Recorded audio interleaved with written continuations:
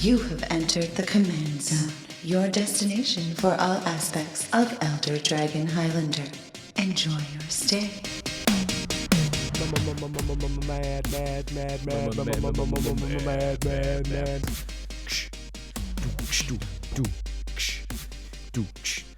I don't know any of it. Yeah. Madness. I went to the Muse concert, the Madness concert, but I don't remember any of the words to that song. Was it called the Madness concert? I mean, it was that album. I don't remember. That I think song it was. is great. That song's cool, and the guy that does it was playing it with like a touchpad bass. Yeah, I've seen that. It was crazy. It looks really cool. Yeah, the bass has like a touchpad on it, so when he's playing it, he just looks. I mean, his hands are moving so fast, you're just like, what is even going on? But it creates that cool sound. Maybe he's faking it till he makes it.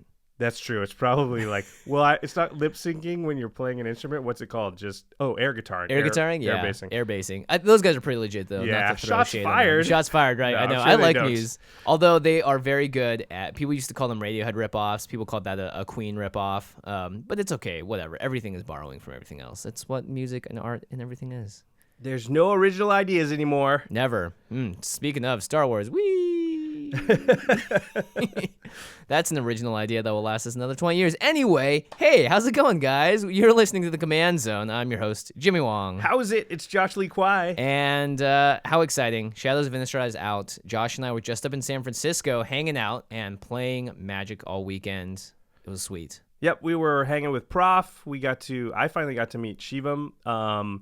We met some other Command Zone listeners. Yes. It's always great to run into them. We played a couple of... Actually, I got like half a game in, so it was I got a couple of games at EDH. That was great.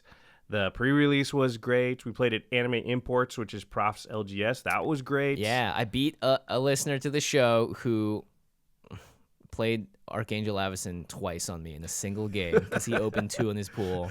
That's insane. Yeah, I felt extraordinarily lucky. He mulled to 6 twice. I was like, man, I barely rattled that one off the second time. And I'll just say this much. A certain land came out as a giant life-linking indestructible thing that flyer.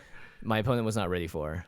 That card is impossible to beat if you flip it. Yeah, it's pretty nuts. That's Westvale Abbey, everybody. Yeah, that's Westvale Abbey. But a shout out, Josh and I both guested on Tolarian Community College in 2 separate videos. That's really cool. Yeah, they should both be out by now.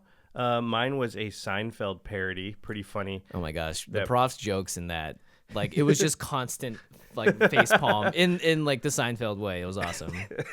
So Prof wrote, he's a big Seinfeld fan. He plays Jerry Seinfeld. I played George.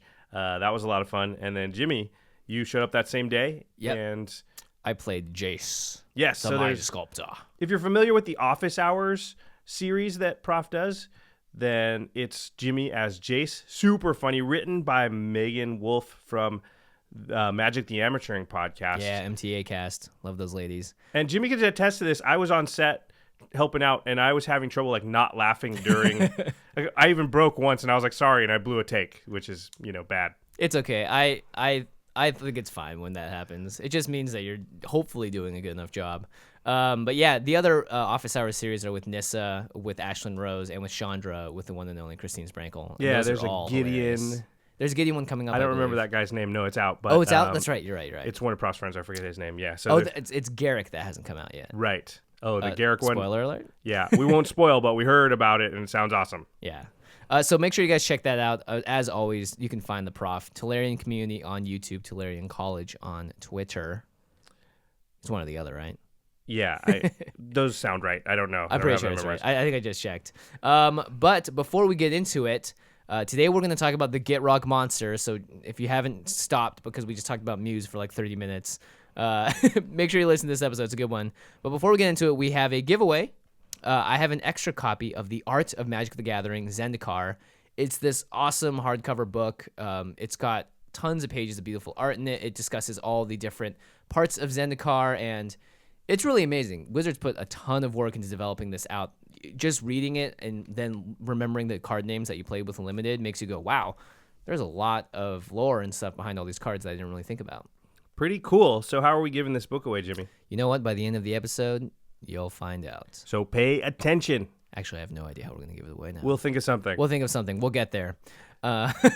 Speaking of Shadows over Innistrad, a couple of listeners, a bunch of listeners brought up some cards that they thought we should have mentioned, and there's at least 2 that Jimmy and I were like, yep, we totally should have mentioned those. Yep, 100%. And they're also really good and limited, I found out. Yeah, I think both of these are very good. Both of them are very good. The first is Traverse the Uvenwald. It costs just a green. It's a sorcery. We're going to get in trouble for pronouncing it that way, too. You know, it's close enough. If it's German, it's Uvenwald, I think, because the W's are V's. Or maybe the V's are W's. Uvenwald, who knows? It's a sorcery for just a green. Search your library for a basic land card, reveal it, put it into your hand, then shuffle your library. But more importantly, it says Delirium. If there are 4 more card types among cards in your graveyards, instead, search your library for a creature or land card, reveal it, put it into your hand, then shuffle your library. When I first read this, I thought it said basic land on both the settings. Yeah, so it's land and also creature. So it's Worldly Tutor, not instant speed, but it puts it in your hand instead of the top of your library. Very good card. Yeah. Type of card you would probably run in most of your green decks. Yeah, and even if you're just finding a basic land, if you need the basic land, then it's a very important card to play for just a green. I feel like Delirium is way more likely to happen for us in Commander. Yeah, there are lots more ways to do it. Now, of course, in Shadows over Innistrad Limited, there are a lot of enchantments that you can sacrifice and artifact creatures and all that. But we play Solemn Simulacrum. We play all sorts of... That's 2, because it's artifact and a creature. Also, games just go long enough. You're probably likely to draw that or not use it till like turn 7 or 8. Yeah. And you're just going to have more cards in your graveyard. Yeah, it's a card that's pretty okay in the early stages of the game and gets way better, which is really all you can ask for EDH cards.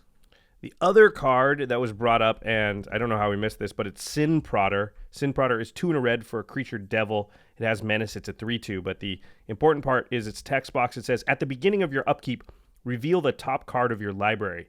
Any opponent may have you put that card into your graveyard. If a player does, Sin Prodder deals damage to that player equal to the card's converted mana cost. If they don't, you put that card into your hand. Hey. So it's potential card draw. In red. Yeah. You choose the opponent and then... Oh, no, sorry. You don't choose the opponent. Yeah, any opponent can. But if nobody does, you get the card. If they do, they take damage. It's kind of like upside either way. If you build your deck, for instance, our friend runs an Alessia deck, and he doesn't care if half the creatures and cards are in his graveyard because his deck is always recurring them. This is great in Alessia because you either get the card in your hand or it goes in your graveyard, and both places you have access to it. Yeah. And I would think like a Joyra deck that has a ton of huge creatures because she's going to suspend that stuff, or just huge casting cost stuff. Yeah, it's a good This is going to be great because do you want to take 8 damage? Okay, then I just draw it. Yeah. And if you're playing red, just doing someone a free burn spell, essentially, is not that bad, honestly. I mean, every turn, it's pretty good. Yeah. So it's sort of like reverse Bob, Dark Confidant, as people have pointed out, except that you do have the chance to not draw it and draw it. And Bob, you have to draw it every time. Yeah, it's obviously not as good as Bob, I don't think, in regular Magic. It might be better in Commander. It might be. It depends. Bob, I think there's a lot of arguments to go both ways. Either way, thank you guys for prodding us on Twitter about these cards. Prodding. I like it. They're great. And I think there's going to be a lot of actual sleeper cards from Shadows over Innistrad that are sort of lurking in the shadows, as it may be. I'm interested to see what pops up and is good. Because one card that from Balfour's Zendikar that I realize I want in a lot of my decks is Hedron Archive. Yeah, it's interesting that those cards that sort of fly under the radar and then later on you keep thinking about it and keep adding it to more decks and you're like, man, that card ended up being like format all-star and I didn't see it coming. Yep. It's usually an uncommon or common too what happens with those kinds of little special cases. Yeah, because you really scrutinize the rares, but you don't maybe look as hard at the commons uncommons. So. Yep. All right, so let's move on to the main topic today. It is a Commander Spotlight on the Gitrog Monster. Gitrogged. The frog with the most. It's the only legendary frog ever printed, so that counts for something. So if you want Frog Tribal, you have to have Gitrog as your commander, I think. This is easily the card that commander players are talking about the most from the set so far. 100%. I mean, this is going to be... I bet most play groups will have at least one Gitrog deck, which within the next week and a half. This is the card that everyone's excited about, and you're just going to see a lot of this deck. Yeah, people have been brewing with it online already. There are lots of random lists popping up that do different things. But before we get into it, let's talk about the Gitrog Monster. He is 3 green and a black for a 6/6 legendary creature, Frog Horror. That's great. He is horrific. He has Death Touch, or she, you never know. At the beginning of your upkeep, sacrifice the Gitrog Monster unless you sacrifice a land. You may play an additional land on each of your turns, and whenever one or more lands are put into your graveyard from anywhere, draw a card. Hey, it says draw a card on it. Says draw a card on it. It's it allows you to play an additional land each turn, so it has that Minen Den, sort of Azusa, Oracle of Moldiah type effect. And then it has this really interesting, you have to sack a land each upkeep, but that makes you draw a card. Yeah. And because you can play an additional land, you can get ahead of it. It's really interesting. That's, I think, the part that makes people's sort of minds start clicking, right? That's what they start thinking, like, ooh, I could do this. I could play fetch lands, and I can, blah, blah, blah. And all of a sudden, I'm drawing a ton of cards, and I'm getting ahead of this Gitrog Monster. And then it's just like card draw. And it also says, whenever one or more lands are put into your graveyard from anywhere, draw a card. So if you dredge and mill, you can draw a card. If you discard from your hand, you can draw a card. So if somebody else destroys one of your lands, you can draw a card. Anytime a land goes in your graveyard from anywhere, you get to draw a card. Now, if a single instance of mill, let's say somebody plays a card that makes you mill the top 5 cards of your library. If 4 lands go into your graveyard off of that, you don't draw 4 cards, you just draw 1. Similar to Sidisi. Yes, with her zombie triggers. So you can never, on a single instance of mill or dredge or anything like that, get more than 1 card draw. So that's something to keep in mind. Yep. But before we just dive into the Commander Spotlight, usually we have a deck list and everything prepared for it. But because this is a commander that everyone is talking about, everyone wants to build, we're going to talk about being original, being unique, and expressing your individuality with this on our Commander Spotlight today. So this is a really cool idea you came up with that I hadn't thought about, which is... Oh, thanks. And I think we all feel this, right? Which is this idea of like, I'm really excited about that card. And then you get on conversations online and Twitter and your friends and your playgroup and you're like, crap, everybody's really excited about this card. Everyone's making a deck. And it sort of makes you less excited to do it because you're going to be one of many, and that's not very fun. No, definitely not. In fact, we both looked at each other and were like, I want to build a Gitrog deck. And it was like, who could say it faster? And we just did that with Mizzix. Yeah. And so, I think we were both like, oh. And it takes the wind out of your sails a little. But I think one of the ways to combat this is to try and, like you said, be unique with the way that you build it so that your Gitrog deck is not necessarily exactly like everybody else's. So this is a cool topic, a cool way to look at things. I really like it. Yeah. I mean, building a deck is very much an expression of how you play, what you like to do in the game, and things that you like and think are powerful. So we're going to talk about how you can make a deck that has its own unique expression and still kicks butt, because at the end of the day, I don't think many of us play this game to lose all the time. Yeah, you still want to win. Now, you can build your deck so that it's maybe slightly not as powerful as the most powerful build, but it still can win. Yeah, and the most important thing, I think, for a lot of us is if you're winning and having a blast at the same time, then that's the ultimate sort of perfect balance you want to find. And that is different for every single person, and that's why the color pie exists and all this good stuff. So we're going to talk about being original today, and to get down to it, let's break it down. I don't build houses. I'm not a construction man at all. This is a cool metaphor, too. Jimmy really hit it out of the park. I've been thinking about this for a while. Yeah, this is a good one. I like how you put this together. But we're going to talk about building a deck in the same way we're going to talk about building a house, which there are 3 key steps in my mind, which is you build the foundation and the frame of the house, you put a roof on it, and then finally, when all that stuff is done, you've jammed all the insulation in the walls and all that, you get to interior decorate. So if you look at the commander deck like a house, there are a few key steps to sort of make sure it works before you get to make your own unique take. For instance, you can't just be like, hey, I want to do this and only put in cards that are interior decoration. And then you don't have a foundation which your house is built on. You don't have the necessary things to make it. You don't have walls. Yeah, you don't have walls. That's not even a house. That's not a house. It's a tent. You don't even have a front door, dang. So the foundation of the house or of a deck is the basis of any deck. And we talk about this all the time, which means a correct mana base. You have mana ramp, you have fixing, you have card draw. And these are all the key things of decks that decks need to function at the most basic level to play the game. And I think it's undeniable. You can't say, I don't think you can reasonably say that you can build a deck without these things and have as good of a time if you just had these parts in there. It's one of the reasons we're always begging on Boros. It's just very hard for them to get those things. And yeah, they're just the basic tenets of what make a good deck. Yeah. And because we play Commander, and specifically we have a repeatable casted creature in the game. Also, does the deck function with the Commander and without? Does it play well with the Commander's abilities? These are all parts of the foundation of any deck. After that, we got to put a roof on, and this is what keeps us dry in a house, but also keeps us protected from the elements, and the elements in this case are other players trying to rain on our parade. Wow, I didn't even think about raining on our parade. That's good. So your decks, obviously, let's say you're playing a Voltron deck, you have to be able to protect your commander. So you give it hexproof. So you make sure you don't die to edict effects and make sure that, your main strategy of winning is protected. If you're playing combo and you don't have like a counterspell in case someone tries to break it up, you're probably going to have a bad time. And there's some room for personalization here as well with protection and the roof. I think this category also includes your answers to their...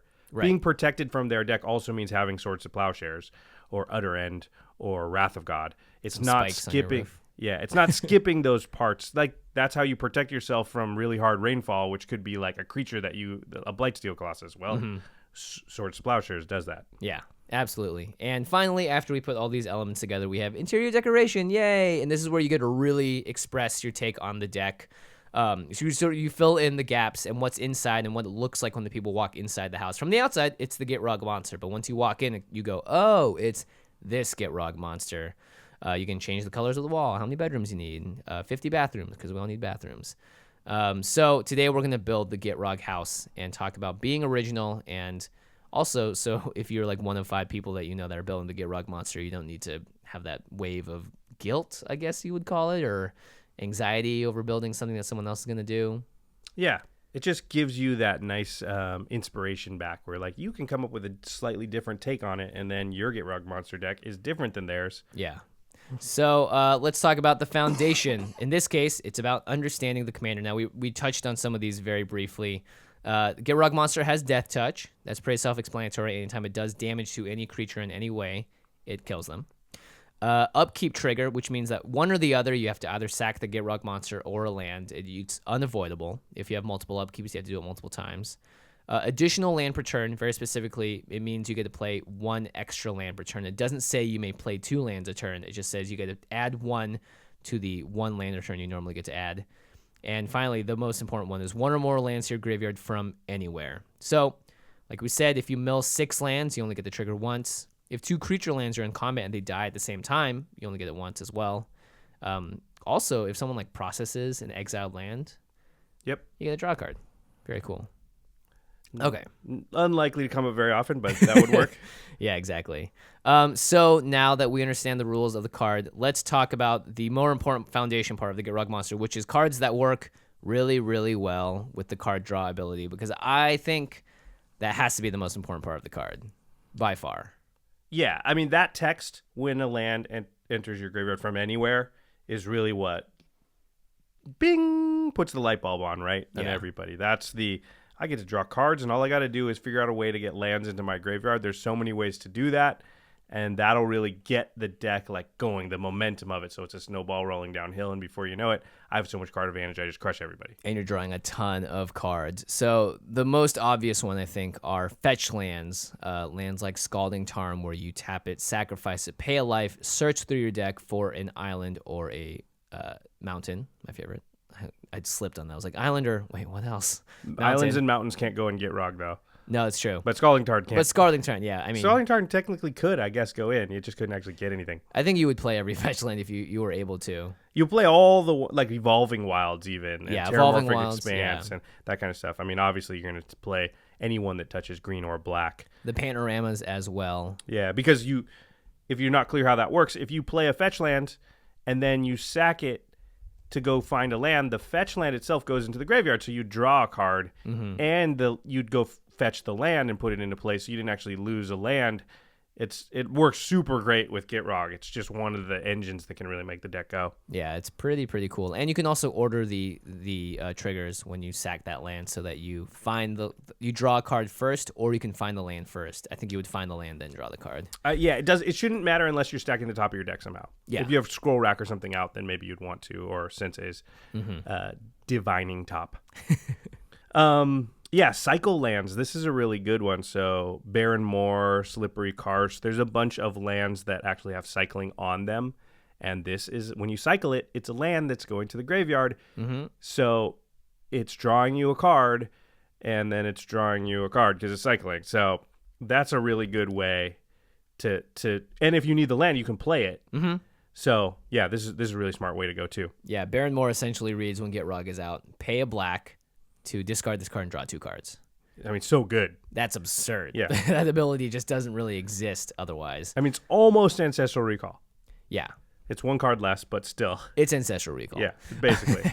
The next, we have lands and creatures that cause you to sacrifice lands, which means cards like City of Traders is a card that I can never find a place for in decks because I'm like, I don't want to play this card. But it says when you play another land, sacrifice City of Traders, and you tap it to add 2 colorless to your mana pool, which is really sweet. And bear in mind, I think you need to keep in mind that this deck's going to have a lot of lands in it. Mm-hmm. So because of the way that it's built. So you might have 45 or 50 lands. Yeah. So City of Traders, you tap it for the 2 mana, then play a land, and then sack it, draw a card, and then you get to play an extra land that turn. And because your deck is land heavy, it's not really costing you anything. Yeah, definitely. Lake of the Dead is an awesome card in this deck.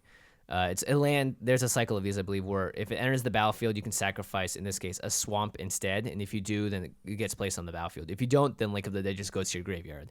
So you can just play this and have it go to the graveyard and draw a card off it. Yeah. That's just, it's just draw a card for no mana, right? It's just a complete cantrip. Yeah. And then it also has, you can tap it to sack a swamp and then add 4 black to your mana pool. So tap it, add 4 black, draw a card. Seems pretty good. Seems pretty good. There's a lot of things going on there. Okay, Sylvan Safekeeper. This is a card I have in my Titania deck. It's pretty sweet.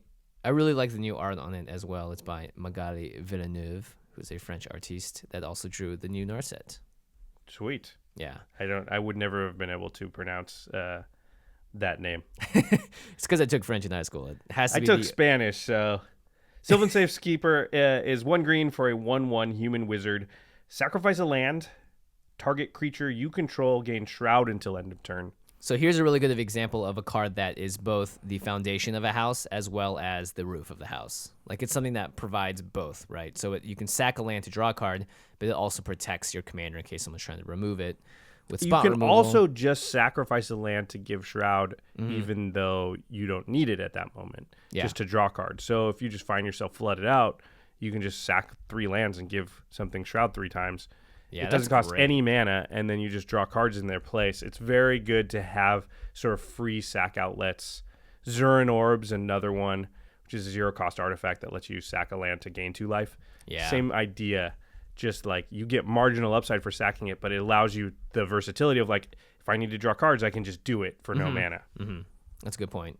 There's also a lot of utility lands. These are lands that will destroy other lands, will deal damage, or recur stuff. For example, Glacial Chasm is a utility land because eventually this land, you will sacrifice it, but until it gets sacrificed, it's an awesome card. You're just impenetrable.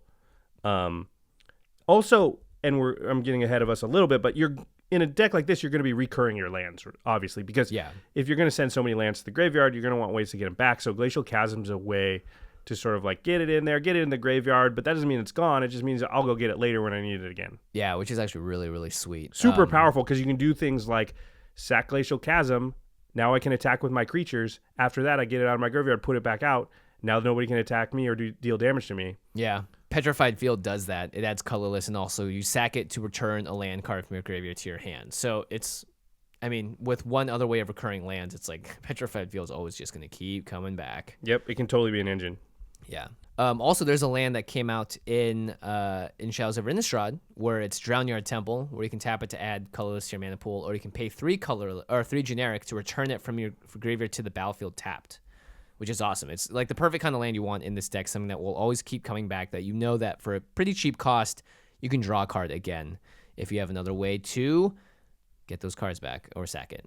Yep. Land sacrifice outlets. I got ahead of us again here. Zurin Orb's in one of those. Claws of Gix or Jix? I think it's Gix.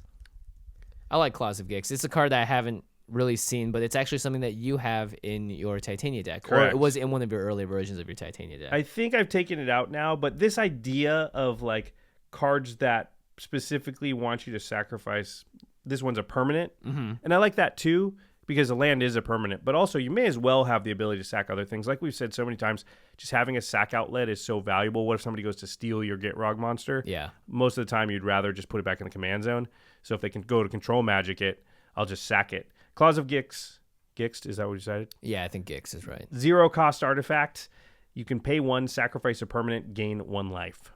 So it's very marginal effect, but it does allow you to save your commander if you need to, or, pay 1, sack a land, draw a card, gain a life. Pretty good. Pretty good. Also, it's drawn by a guy named Henry G. Higginbotham, which has to be the coolest last name I've ever seen in my entire life. Higginbotham. It sounds like a Harry Potter character. That Higginbotham. Yeah. That 5 guy's a muggle. points to Higginbotham House. There is the Arcane Spyglass, a 4-drop artifact. It's 2 mana to tap it, sacrifice a land, draw a card, and put a charge counter on Arcane Spyglass, and you can remove 3 charge counters to draw a card.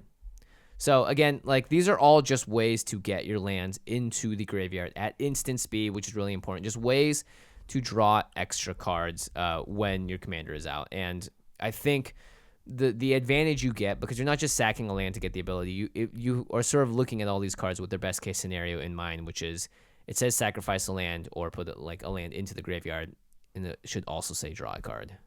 Yeah, exactly. I mean, you're going to have Gitrog out because Gitrog's your commander, so you're not going to use this stuff if it's not out. Yeah. The next section is Dredge. This is maybe the most exciting thing. Yeah, because Dredge with Gitrog seems insane. I'm going to read Dredge, the mechanic, really quick, and then we'll go through some of the cards. So it'll say Dredge and then a number, and then it'll say if you would draw a card, instead you may put exactly that number of cards from the top of your library into your graveyard. If you do, return this card from your graveyard to your hand. Otherwise, draw a card. So Life from the Loam's the first card. It costs 1 and a green. It's a sorcery. It says return up to 3 target land cards from your graveyard to your hand. So what you do is you cast this, get 3 land cards back to your hand, then Life from the Loam goes into the graveyard. Now, the next time you would draw a card, instead of drawing that card, you dredge 3, which means you mill the top 3 cards of your library, and then you take Life from the Loam and it comes back to your hand, which means what? Now I can cast it and get 3 lands back from my graveyard. Because this deck is sacrificing lands all the time, and it can play 2 per turn, at least, Life from the Loam, insanely powerful in the deck. Yeah, not to mention when you dredge those cards, if one of them's a land, you get to draw more cards. Hooray! And you're about to draw cards, so what does that allow you to do? It allows you to dredge. Yes, and I think a Gitrog deck should play a few dredge cards for sure. Yes. And it's anytime you would draw a card. It's the same as anytime a land would enter the graveyard from the or from wherever. I almost think dredge is so good that I would play dredge cards that have nothing to do with what Gitrog wants to do, just for the ability to dredge. Yeah, Glenn Jones, who used to be the co-host on the Master of the Modern podcast, built an amazing dredge deck where the games were never over because the ability to dredge something back to your hand, because it was anytime you would draw a card. For instance, I think if Wizards went back and wanted to make dredge less powerful, it's pretty high on the storm scale, right? Card. The first card you draw each turn, or just only the card you draw on your draw step, instead of being able to just do this pretty much at any time if the deck's built correctly. It's pretty crazy. Dredge is one of the more powerful mechanics ever created. Yeah. The big issue is you're completely hosed by Graveyard Hate. Yeah, Dakmor Salvage is a land that just straight up has Dredge 2 on it, which is also like, oh, that's exactly what I want to do in this deck, which is have a land that can get back to my hand so that I can dredge it again when I sack it. Golgari Thug is a card that works very well with Dredge as well. There's lots of cards, lots of really cool cards in Magic's history that have Dredge on them. I love all of them. I think it's a mechanic that I think is really underplayed in Commander, at least from what I've seen. It's super good. Dredge is so good that a lot of times you'll do that thing where on your very first turn you'll draw your card and not play anything, and then that way you can put your Dredge card into your graveyard, and then next turn you'll just start dredging like right away. It's super powerful way to sort of get your graveyard snowball rolling. Yeah, absolutely. Wild Mongrel, by the way, is the next card that is in our next category, which is hand discard. Cards that let you discard a card from your hand into your graveyard.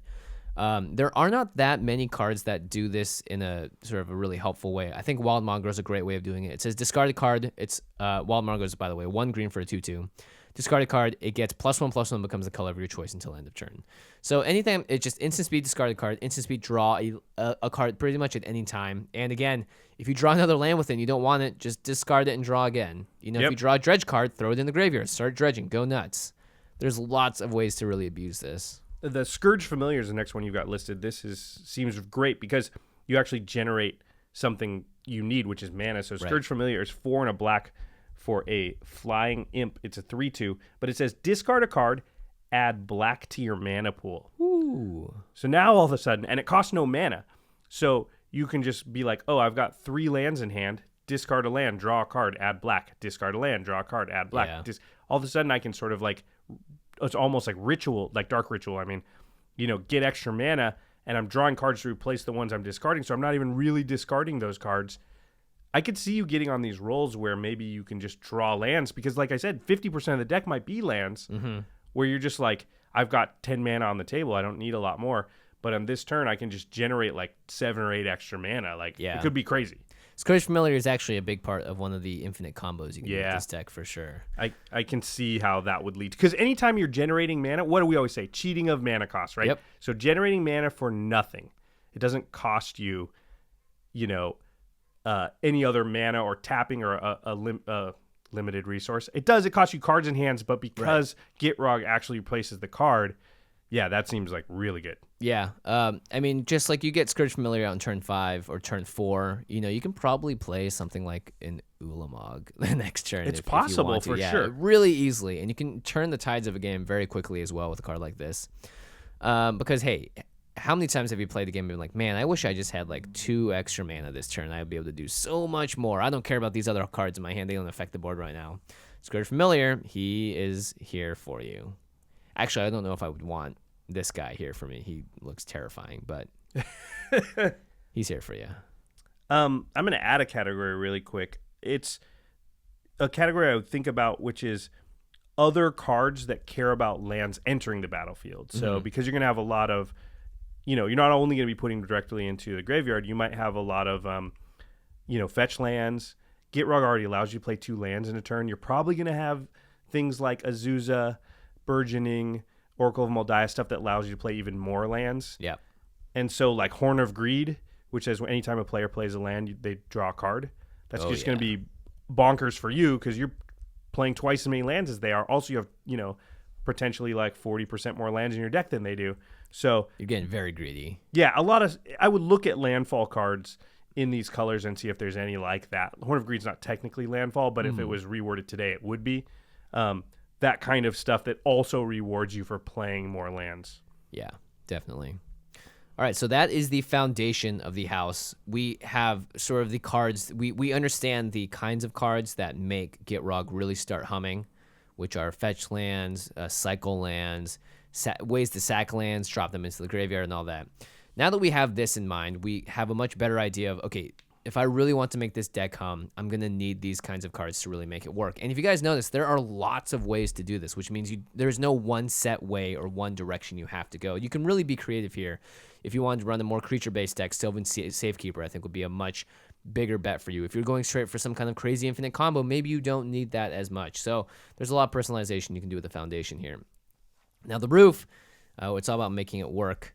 Gitrog Monster is pretty special. It's its own combo. From beginning to end, if you read just the Gitrog Monster, it's all you need to start doing stuff. A lot of times the commander, it's like, okay, cool, if I have Sigarda out plus this thing, then this awesome thing happens. But that's not the case with the Gitrog Monster. It is all right there on itself. So the big thing, though, with the Gitrog Monster is that, like you said earlier, it dies super hard to graveyard hate. If someone just hates out your graveyard, you're not going to have a good time. And of course, these are usually meta calls as well. We don't have much graveyard hate running around our meta personally. There probably should be more. So this is, again, something that you can utilize and put into your deck to the degree that you need to. But let's talk about fighting graveyard hate really fast here.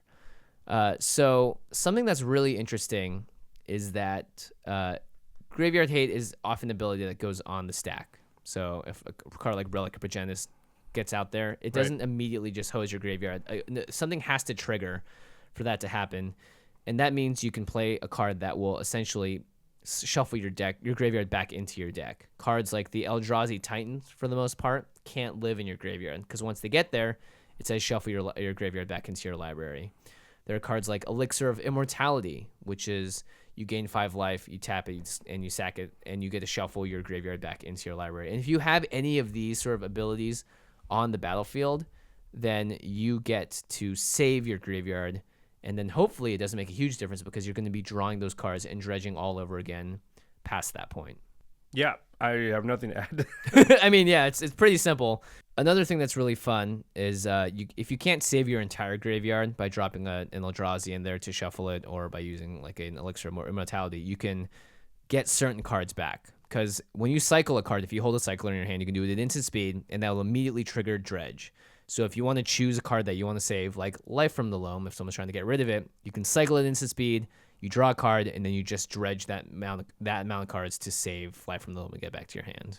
Yeah, I think Life from the Loam specifically is a card that once you get it going, it is so powerful that even if the rest of your graveyard goes away, Life from the Loam still being like active in your hand, getting it back to your hand. Because hopefully from that point forward, you'll be able to keep going. And if they've got some sort of like recursive graveyard hate, then you can hold Life from the Loam until you're able to deal with that and then start using it again. At least your engine still exists. Yeah, totally. And finally, this is I don't really recommend this in general, but there are ways to counter activated abilities. So if you know that everyone's going to be playing relics or whatever, you can play a card like Bind, which is 1 in the green, instant, counter target activated abilities, and you draw a card. Mm-hmm. A very bizarre card in green. I don't think you see this ability very often ever. If you're playing like a 5-color brew of the deck, you play something like Stifle. Yeah, I think also like Rift Sweeper is a decent card. So there's a few cards. There's not very many that get cards out of exile and either put them back in your graveyard or put them back in your deck. Rift Sweeper is one. You're in green. You're probably going to play some creature tutor spells too, so you can always have the ability to just go get like really key cards like Crucible of Worlds. Yeah. Which is a card we probably should have mentioned earlier, but it's a $100 card these days, so that's why we didn't. But that's a card that if it was in your graveyard somehow and then your graveyard was getting blown away, you'd be like, man, I want Crucible, like I want access to it, and so Rift Sweeper could go and put that back in your graveyard or put it back in your deck, or it's in your deck. Yeah, it's in your deck. There are other cards I think that put things from exile into your graveyard. Anyway, there's only a few cards that do it, but Rift Sweeper specifically is a card I would probably run. Yeah. Or think about running if there was a lot of graveyard hate in my meta. And this is definitely a deck that will bring graveyard hate to the forefront because the amount of combos and stuff you can do with a deck like this, once you start dredging and people realize what's happening, it may actually change things a little bit. So let's talk about what this deck dies to. So, for instance, is this deck going to die to combat damage? It might. I mean, if Gitrog Monster is sort of your only big beater, someone's going to fly over your head and just smack you in the face a few times with the Voltron deck or whatever. That's why we have the penultimate favorite of everyone that wants to play this deck, which is the Fog Frog. Yeah, the Fog Frog is good in a lot of decks, and it's also a frog, so it just feels like it should really be in this deck. I mean, if you're not playing it, what are you doing? To me, you got to put the Fog Frog in there. Constant Mists is actually better. Because absolutely. You sack lands to get it to buy it back. Yeah. And so it's actually doing what the deck wants to do. But yes, I bow to the fact that you have to put the Fog Frog into the Frog Gitrog deck. It's so cute, too. How could you not? It is a cute frog. Yeah. So they're not Gitrog. Not Gitrog. The Spore Frog. The Spore Frog is adorable. Gitrog is a bit of a horror. Scary. So again, the roof is protecting your deck from these things. Graveyard hate, I think, is the really big one that you have to be aware of. And I think the Titans are a great way of sort of getting around that because, look, you're going to be dumping lands on the battlefield at a certain point. You're going to want to be able to play some big, huge beaters. I think the Titans are a pretty good fit for a lot of the Gitrog decks out there. Of course, if you're like Phil Ketchak, you're 100% not playing a Titan. I'm assuming, Phil, you're going to lump those in with the Phyrexia as well. But actually, I could be wrong. Who knows? They are pretty destructive and evil. Now, the one thing I would say is if someone's playing Graveyard Hate that's of the kind that doesn't even allow cards to go to the graveyard, so like Leyline of the Void. Oh, yeah. Then you need to put some cards in your deck that kill enchantments or artifacts, those type of things. Because remember, if Leyline of the Void is out, your lands don't actually go to the graveyard. They get exiled sort of before they get there. So then you wouldn't draw the cards. So that's another thing to sort of think about. There's not, again, in our playgroup, it's in some decks. It's just not super prevalent. If it is in your playgroup, you got to think about that, and you got to have, Reclamation Sage, Krosan Grip, those type of things to get rid of. Yeah. Because that's going to shut off your entire deck. Which is actually kind of surprising because every single time that a card like Leyline of the Void comes out on the battlefield or Anafenza, everyone looks around and goes, whoa, that does way more than I thought it would. That turns off like half my deck. Yeah. Most decks do play like Bojuka Bog. Yeah. And that kind of stuff. So it is going to occasionally come up, even if they're not like hardcore graveyard hating. Yeah. They're probably going to have a card or two that does it. You got Bojuka Bog pretty harsh once. I did. That's why I bought a bunch of Rift Sweepers, actually. Oh, very nice. So, because I was like, why don't I have a Rift Sweeper in this deck? So. All right, let's talk about the interior decoration of the house, the third and sort of most important part of the episode for the idea of being original and being unique. I also subtitled it "Picking Your Poison." Haha, I get it. Death touch. Yeah, all right. Har, har, har. Now that you got your foundation and protection and roof in place, this is where you really get to customize your deck, and this is, I think, the most fun of deck building for me, because figuring out all the sort of the foundation stuff is fun and it's really important, but this is where you get to sort of be the Johnny, be the Spike, be the Timmy, be the Vorthos, and really throw your own flavor in there. The first place you can start, obviously, Tribal. There are a lot of frogs in Magic's history. They're probably not all that powerful, but hey, if you're gonna go Gitrog Frog, I'd salute you. Yeah, I think that would get people would be like, sweet. Like Yeah. if somebody pulled out a Gitrog deck and it was Frog Tribal instead of like all this land recursion, fetch land stuff, I would be like, that's sick. Like that's sweet. I mean, I've seen decks like that where they pull it out and they're like, it's like Mizzix, but it's Goblin Tribal instead of doing anything with really? Instant Sorcery, that kind of stuff. And you always just tip your hat to those people. Yeah, because I mean it's fun, and you're not trying to optimize out hardcore, but there still are a lot of ways of making a tribal deck very, very powerful. Yeah, for sure. I mean, you can make that deck so that it can win. It's not going to be as powerful as the optimized, super fetch landy, Crucible of Worlds, Life from the Loam version, but that's okay. Yeah, absolutely. So some play groups are a lot more competitive. You can build Gitrog to have this deck go off and kill with an infinite combo. Here's an example of one. You can infinite Dredge combo. So if you have the Gitrog Monster out and a discard outlet and a card like Dakmor Salvage, and then all you need is a Titan or something to shuffle everything back in there, and then plus a mana generator. What you can essentially do is discard Dakmor Salvage.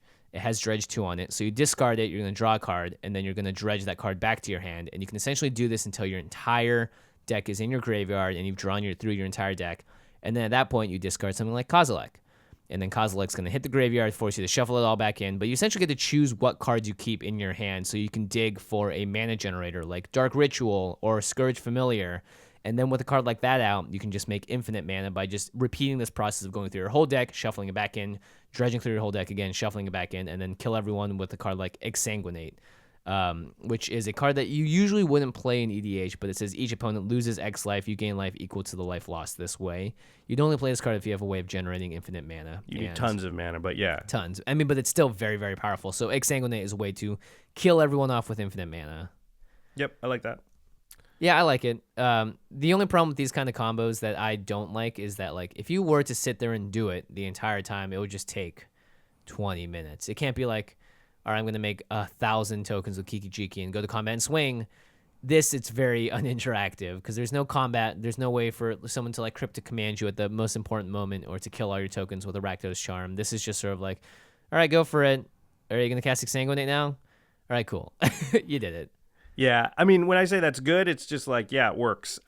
It's not something I would do, but hey, everybody likes different things about the game. I'm fine if somebody does this. And yeah, me too. What would actually probably happen is somebody would be like, I'm going to do this, see how it's going to work, so I'm going to grab these cards. And they can shortcut it, and I'd be fine with that too, because I would probably just go, are we dead? Yeah, or you go, can I counter it? In which case they go, yeah, sure, I'll just draw it back again. And you go, oh, I can't counter it again. Yeah. How many times do I have to counter it? 1,000. Okay. You just have to exile it somehow.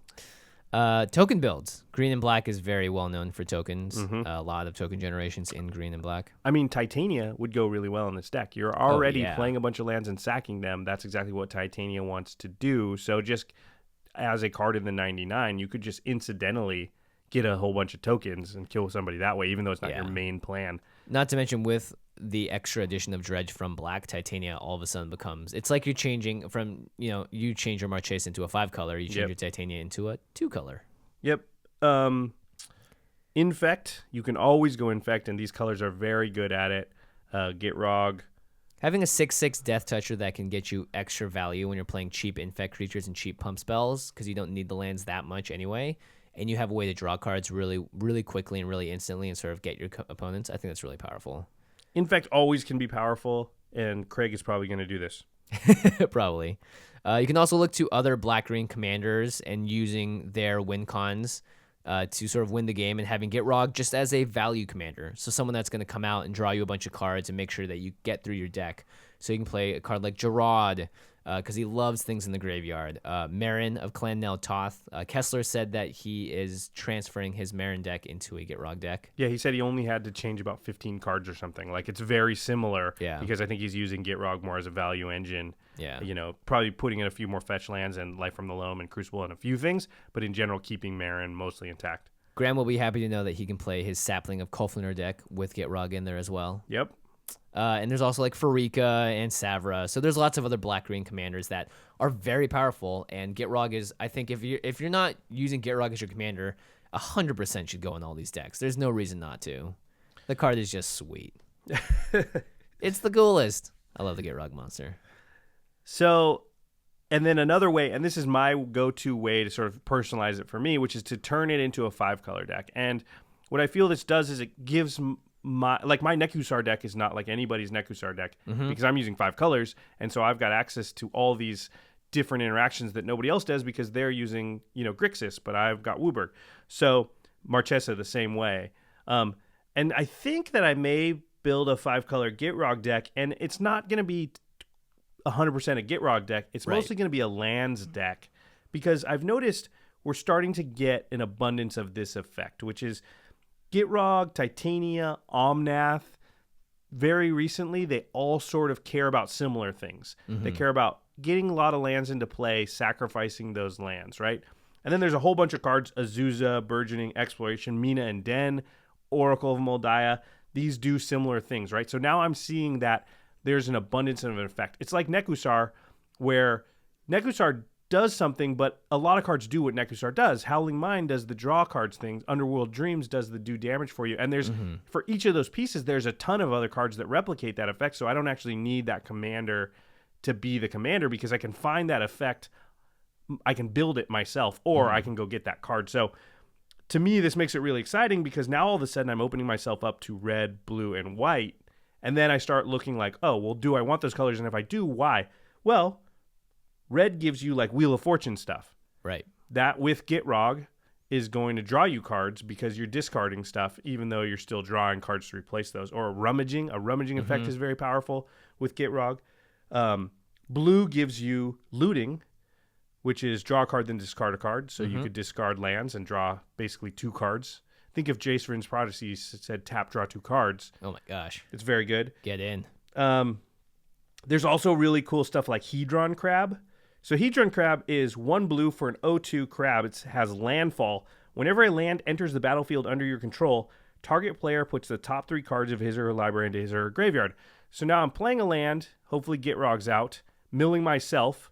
Hopefully that mills a land in my graveyard, which draws me a card. If I can do that twice in a turn. Also, if I have Azusa, Burgeoning Exploration, Mina, and Den, Oracle of Moldiah, I might be able to play like 5 lands a turn, which may be able to draw me like 5 cards, which is going to mill me for 15 cards, which is going to put more cards in the graveyard, which is going to draw me more cards. So Hedron Crab, just very exciting, seems like a really cool thing. That's one of the things blue can give you. Another card is Excavation, which is an enchantment for 1 and a blue. Pay 1, sacrifice a land, draw a card. Any player may play this ability. Ooh, interesting. So now all of a sudden I can sack a land to draw 2 cards. Yeah. which is just super, super powerful. Also, Titania might be out. I make a 5/3 when I do that. This is a color that I couldn't pair blue with Titania. So now I can all of a sudden do stuff like that. Omnath might be out when I'm playing all these extra lands. Some of these lands might be fetch lands. Totally cool stuff happens. White gives you things like Martyr's Bond, which is basically like Grave Pact, but for every kind of permanent. So Martyr's Bond is 4 and 2 white enchantment. Whenever Martyr's Bond or another non-land permanent you control is put into a graveyard from the battlefield, each opponent sacrifices a permanent that shares a card type with it. Whew, that now, is every brutal. time I sack a land, you sack a land. All my opponents sack a land. This could completely win the game, right? Play 2 fetch lands, sack the 2 fetch lands. Everybody sacks 2 lands. You get 2 more lands in play. Sack those lands. Everybody sacks 2 more lands. You're drawing cards. You can play extra lands on the turn. They can't. Yeah, it could just completely win. Not to mention, I think this is a deck that would happily play mass land destruction. Yeah, you can play anything that says every player sacrifices a land is great. Because you replace that card, they don't, and plus you play extra lands on your turn, they don't. Yeah. Amiria Shepherd, which is a recent card, very good in this deck. It's 5 and 2 white for an angel. Has Landfall. When a land enters the battlefield under your control, you may return target non-land permanent card from your graveyard to your hand. If that land is a plains, you can put that card onto the battlefield. So now all of a sudden, Titania died. Play a plains. Put it right back into play. Gitrog died. Play a plains. Get it back because it won't be the commander. So that kind of thing works.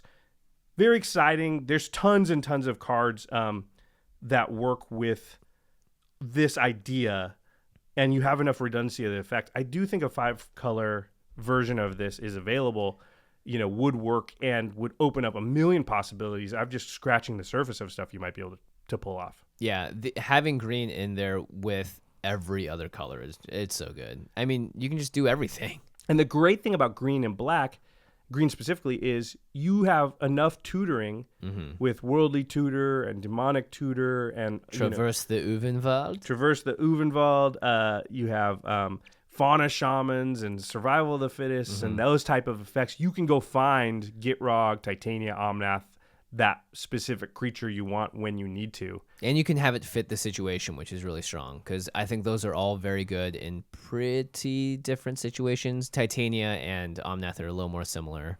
But yeah, that's great. Titania is the bridge. Omnath wants you to play lands. Gitrog wants you to sacrifice lands. Titania wants you to play and sacrifice lands. So they all kind of work in some respect. They're all going to do stuff with what your deck wants to do. Yeah, I mean, it's just do I need to draw cards? Let's go get Gitrog. Do I have a whole bunch of lands that I can sacrifice? Let's go get Titania. Do I have a bunch of lands in my hands that I can play? Let's go get Omnath. Yeah. Ooh, good old 5-color. The world is your oyster. Yeah, the world's your Uber. Another way to play this, and we talked about it a little bit, I think, would be mass discard. And this is another thing Red would open up for you, is Sire of Insanity. Yeah. Things that make everybody discard cards, except for when you discard, you're discarding lands, and you're getting cards back. Hooray. Yeah, so I think that's another way to go, is just you're attacking the entire table's hand, including yourself, but because discarding for you is actually not that bad, you just get accrued value over time over. Now, people will not like playing against that deck, but boo-hoo.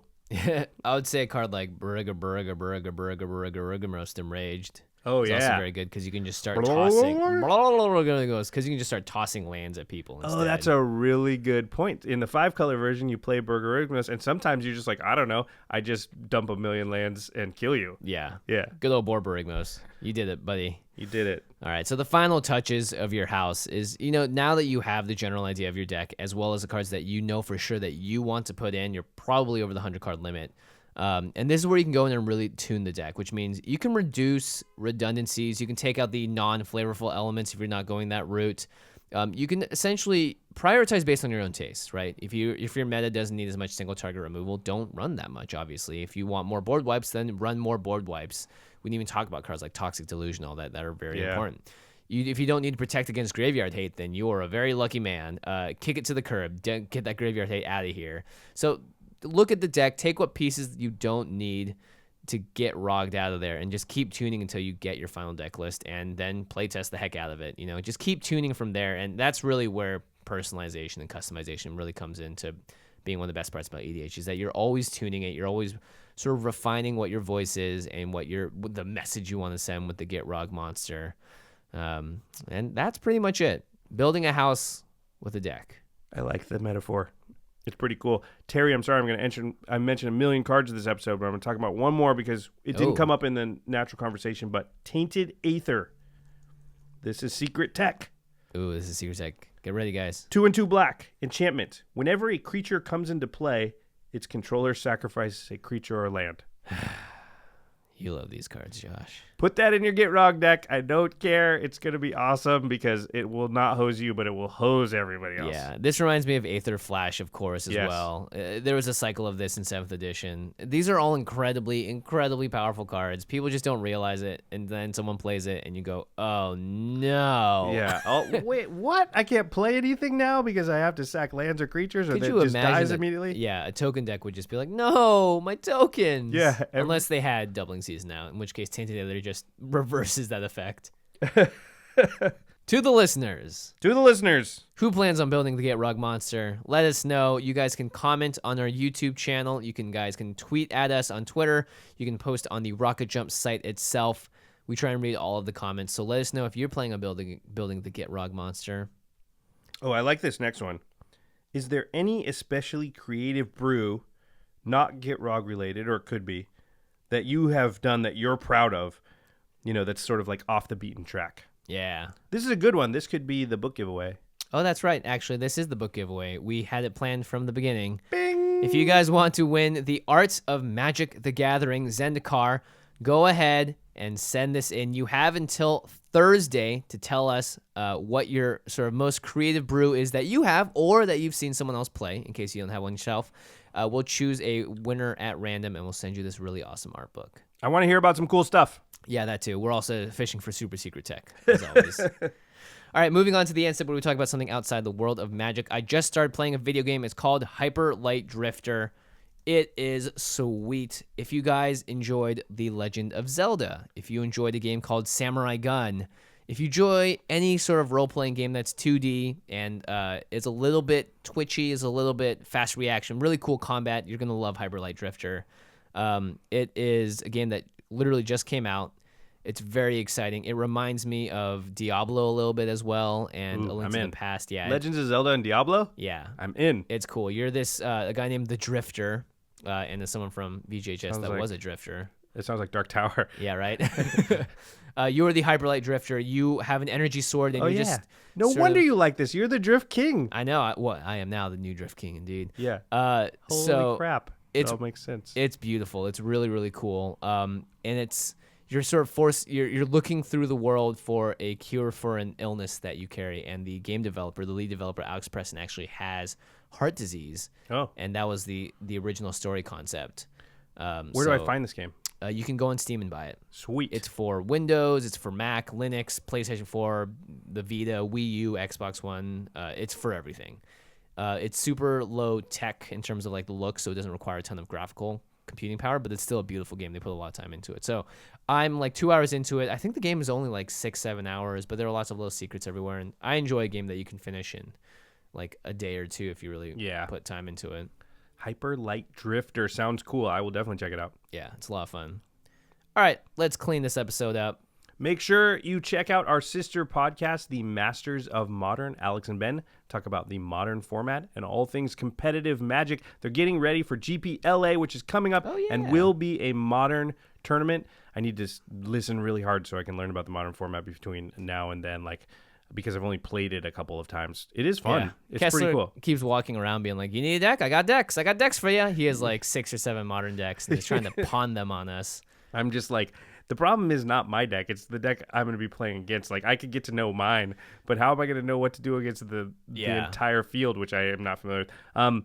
Anyway, by the way, the sideboard, I'm going to lose. Yeah, exactly. It's like, well, I have Path to Exile, but I have no idea which of your creatures is the most important. That actually brings us to another point. We're going to be at GPLA for sure. Yeah. So if you're going to be in town for the GP, plan on meeting up with us to play Commander at some point on site for sure. I don't think I'm making it to day 2, Josh. Yeah, I may not even. I probably won't even play the main event. I'll probably just go to play Commander, which is a great thing about GPs. They're just like conventions for Magic. So plan on coming and hanging out with us if you're in the area. That'd be awesome. Again, the Masters of Modern podcast. If you are going to play in the main event, you have to listen to them. Those guys know their stuff. Check them out on Twitter at the MMCast. Right, I forgot that part. You can find them on rocketjump.com under the podcast tab right next to us. That's right. And our editor for the show is Terry Robertson. Terry, thank you so much for making us sound good this episode. I know we rambled quite a bit, mentioned a ton of cards, which means there's going to be a ton of graphics also on the video. I don't know if you guys have seen what Terry's been doing.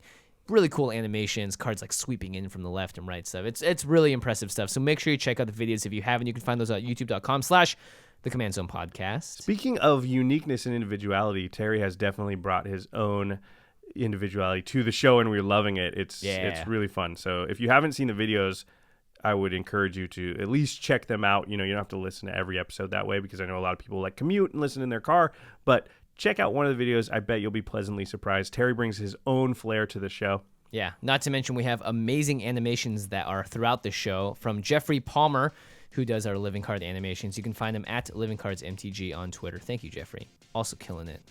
Doing a great job. Everyone's doing a great job. Everyone's just killing it. Great job. They're building houses. Let's build a house together, everybody. Thanks so much for listening. Make sure you answer to the listeners' questions this week if you want to win the Art of Magic the Gathering Zendikar book. And until next time.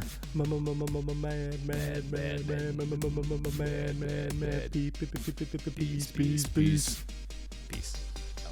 Wow, we didn't even practice that. That was pretty good. I just joined in. I mean, that was awesome. Josh, you're going. I'm coming on this trip with you. Yeah, that's right. Accept all offers, baby. All right, see you guys later. Peace.